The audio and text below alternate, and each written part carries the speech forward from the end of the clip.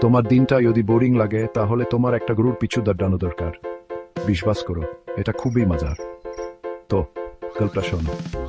আমাদের হিরো একজন সাহসী বছরের ছেলে একটা ছুটে আয়া গরুর পিছু ধাওয়া শুরু করে। কেন জিজ্ঞাসা করছো? কেউ জানে না, তবে এটা মনে হয় গরুটাকে ধরার জন্য অনুপ্রেরণা ছিল। আমাদের হিরো এখন ডাক্তার আসছে, গরুটা দুইটা মেয়ের পাশ দিয়ে ডাক্তারে আয়। মনে রাখবে, এই মেয়ে দুইটা বস ক্যান্টের বেশি হবে না, তারা মস্তিতে ছিল। আর তারপর জুম, গরুটা ছুটে আয়, আর মেয়েগুলো তারা ভূত দেখার মতো লাফ দেয়। তাদের মুখগুলো দেখার মতো, চিকারগুলো হাসিতে পরিণত হয়, আর কিছুক্ষণের মধ্যেই আশেপাশের সবাই হাসতে হাসতে গাড়াগাড়ি খাচ্ছে। এমনকি গরুটাও মনে হয় এই হাসি তামাশা উপভোগ করছে। তাহলে পরের বার যখন তোমার বোরিং লাগবে, তুমিও একটা গরুর পিছু দাঁড়াতে পারো, হাসির গ্যারান্টি। আর মনে রেখো, সবসময় হাসি খুশি থেকো। দেখার জন্য ধন্যবাদ, আর লাইক, শেয়ার আর সাবস্ক্রাইব করতে ভুলো না আরো মজার ভিডিও পেতে।